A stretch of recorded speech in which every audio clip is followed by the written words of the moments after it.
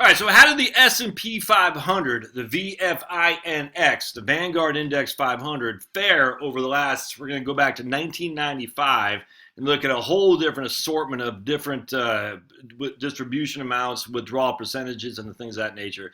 This will be a follow-up to what we're doing at the beginning of this year when we ended in 2017. Now we're going to adjust it for 2018, but we're going to add more to it. We're going to show you a 5% distribution rate with inflation as well as what we're doing before. So let's dive into this. It's pretty fun. All right.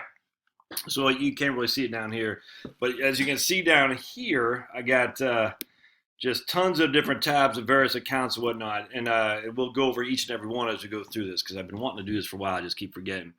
All right, so we have the S&P 500 first and foremost, and there's a VFINX.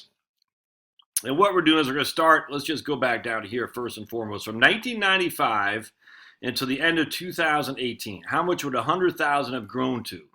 And so from 1995 to 2018, you'd have $843,000 in your account. All right, you'd have $843,000. You had 1, 2, 3, 4, 5 down years. Yeah, 1, 2, 3, 4, 5. Yep, there you go. So you've done very well for 20. What's that? Basically 25-year investment. You're in hog heaven. All right, and that's adjusted for 2018 when it was down 4.5. Now, just to reiterate, what we're doing here is we're saying how much if we put $100,000 in there and we annuitize the gains we made in that year. How much would that give us on a guaranteed income stream? And what you'll see here is $100,000. The next year is up to, this is in 1995, it grew to $137,000. We took the $37,000 of gains we made and we annuitized it. We divided it by 5% because that's essentially what I'm assuming a guaranteed income annuity would have paid. It's hard, you just don't know, but I'm using a 5%, might be probably a little bit more, but certainly maybe less. It depends. Just 5% is a nice number. And we're saying we're not going to adjust this for inflation. That 37,450 at 5% would be the payout rate. We're dividing that on a monthly basis. Would have paid us $156 a month. I hope that makes sense. And that's how we're kind of looking at it. What if I would have annuitized my gains from the S&P 500 as opposed to just leaving it in the account, reinvesting, and taking a certain percentage out? Does that make sense? So again, we're starting with 100,000. It grew to 137,450. We're taking those gains off the table. We're going to put it into a guaranteed income annuity. Those guaranteed income annuities, I'm using a 5% distribution yield. So we're going to take that 37,450, divide by 0.05, which will give us 37,450. Divide by 0.05, that's going to give us 37,450. That's going to give us $1,875 a year as an annuity, a guaranteed income annuity, each and every year for as long as we're alive, and divide that by 12, and it's going to give us that amount right there, the $156. And we're going to do that each and every year. So anytime, the next year we start with $100,000. The S&P 500 is up 22.8. We took the gains off the table. So we got 22,800. We took the gains off the table.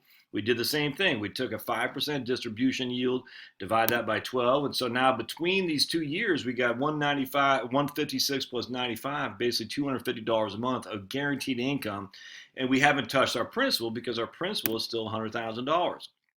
And we keep doing that from 95 until 99. You can see we got, it's at 250. We got roughly 250 plus 88 plus 119 plus 138. So after 5 years, we got $595,000 a month of guaranteed income, never to go away, from annuitizing our annuity. Yeah, 597 to be exact. I forgot I had this over here, which is nice. Now the following year, the market went down, so we didn't have anything because we have a zero. We have lost. We started with $100,000. The market fell 9.07%, so we're down to about $90,000. And then we have nothing here.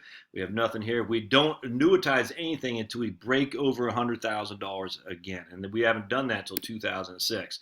From the years 2000 to 2006, we were below our initial starting point of $100,000. So we only had $597 a month for the entirety of those 6 years. Now that still paid us times 12, $7,140. So we're still getting money from it. It's just it's not coming out of principal because anytime we're not tapped in the principal. I hope that makes sense.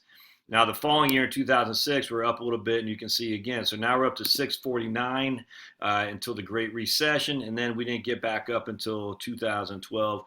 So when all is said and done, then last year we made nothing. We're able to get, when we had $100,000, actually $95,000 in our S&P 500 index fund when all was said and done. So we started in 1995. We were able to annuitize all of our gains, which gave us $1,000 a month of income, and we have $95,000 to show for it. I hope that makes sense.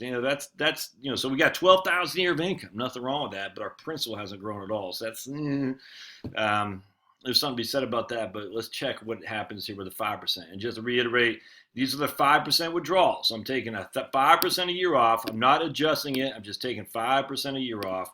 Oops, right here. How much are we getting each and every year at 5% a year? So remember, at the end of 2018 on the annuity, we had about $1,000 a month, or about, what was that, 12? About $1,000, $12,000 a year of income, but it's guaranteed. But we only had 95,000 left in our S&P 500. In this account, we ended with $12,959 in our S&P 500, our income, but it's not guaranteed. But we have $259,000 of a value, of a portfolio value, or actually $246,000, excuse me, because the market did go down. So you can see the annuity gave us more stable guaranteed income, but we only have $95,000 to show for it in the portfolio. The fluctuating income of a 5% withdrawal rate gave us more income when all said and done, and pretty significant more. I mean, we're talking $233,000 versus $174,000, but we also have $246,000 left, whereas the annuity system only has $95,000. So, yeah, the drawback here is, look, we started the first year with $6,873, went all the way up to $14,266, then it went all the way down to $6,391. So we took a huge hit in income, and the annuities did it. The annuities just stayed flat because when we lost money, we still had our guaranteed annuity income. So that's a drawback. If you're taking a percentage off of the account each and every year, and the percentage is based on the account value, the account value is going to fluctuate. At the end of the day, this is much preferable to me just because you have more value and more income as well. All right, so now what I've done here is I said, okay, again, some of this is going to be rehashed, but some of you guys are new to the channel, so I'm going to show you what's going on. Here I'm just showing you what happens if we started in 2008. So $100,000 started in 2008 would have fell to $62,980. We would have ended 2018 at $213,000. $100,000 started in 2009. We would have ended at $448,000. This is without taking anything off. It's just showing the dramatic effect of that 1 year. That 1 year cost us $235,000. That's just bad luck. Just bad luck. All right, so now we're going to go. We already showed you here, $100,000 invested in 1995 is worth $800,000 today. Now let's go. This is where I started something new here. So now I'm doing a 5% withdrawal with inflation. All right, so remember, this is not with inflation here. There is no inflation adjustments. It's just a 5% withdrawal each and every year. And so we have a 5% withdrawal each and every year. We ended the time frame at $246,000, and we're able to take $233,000 of cash as an income. But here I'm just saying, what if we just did it without inflation? And I'm starting with inflation. I'm starting in 2001. Just, you can't really compare this to what we just went over, but 2001 was the beginning of the Great Decline. All right, and so we want to use 2001 because I'm also comparing this fund with other funds we'll talk about in future videos. So what you'll see here is these are our distributions: $5,000 the first year, $5,150 the next because of 3% inflation, $5,305 the next, $5,464 the next. You can see all that. That's what we're doing from an inflation perspective. We're starting with $5,000, a 5% distribution. We're adjusting it each and every year with inflation. You can see we're starting with $100,000. We're ending at $87,980 because the market was down 12%, and we took $5,000 off our initial investment. So $5,000, not off the ending value, but off the initial value, because that's what we're doing. We're going to take out the beginning of the year. On top of this, we got $87,980, but we also have to take and the income off, if that makes sense. So the income means we have 82,980 because of 5% off the beginning of the year balance. And so now we're down almost 20% right there. Now the following year, we start the year with 82,980. The ending year is 64,600.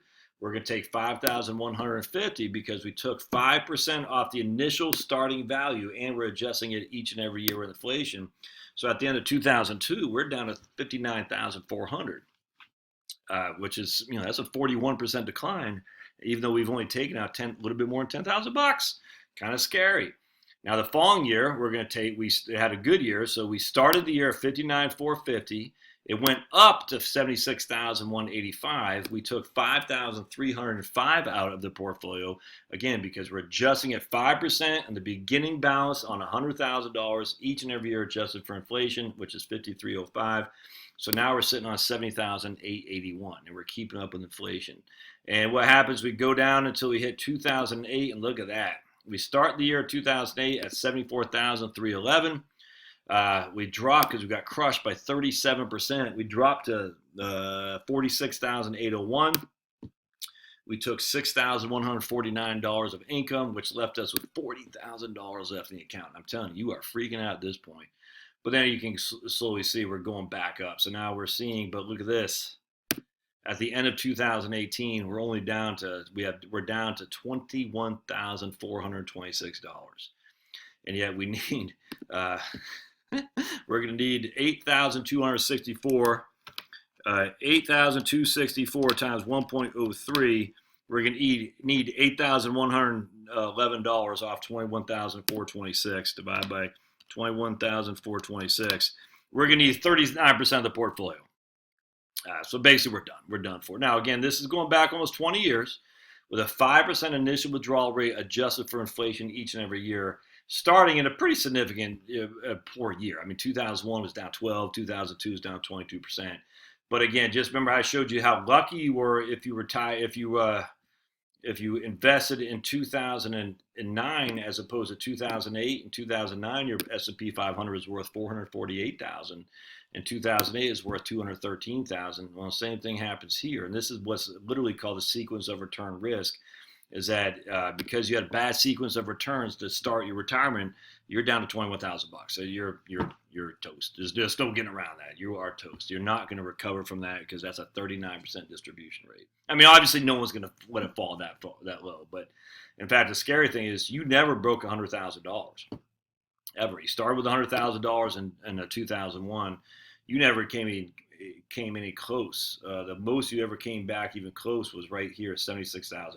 So you weren't even within spitting distance of your initial deposit. That's kind of scary. All right, so now what's happened if we start in 2008? What are we looking at here? So now we avoided the 2001 and 2002 chaos, but we started in 2008 instead. So now, again, we took 5% of the initial portfolio, and we're going to adjust it each and every year with inflation. So we got killed the first year, but it looks a whole lot better it does in the first year than it did before, because the first 2 years before, we got killed at 12% and 22%. Here we're just getting killed one time, and then we're jumping back in. So we start with $100,000. It got killed by 37%, so we're down to $62,000. We need to take $5,000 of income.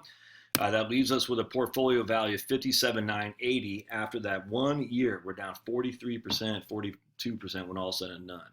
However, the next year we start at $57,980. Market kicked butt, took names, so now we're back up to $73,390. We needed $5,150 because, again, it's adjusted with inflation.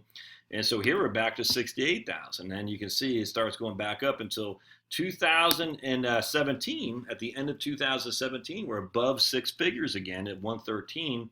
And then last year, because the market is down 4.52%, we're still above six figures. So what happens here is that we've sustained, because we only got hit hard for that 1 year. It's a big hit too, don't get me wrong, but because the markets turn around quickly to give some serious good upside, we're able to recover. And now we're right back to even. We started with $100,000. Here we're at $100,001, and we're able to take 5% a year off, adjusted with a 3% every year inflation. So I mean, it's just, what's the lesson here is just, first and foremost, the first 2 years are drastic.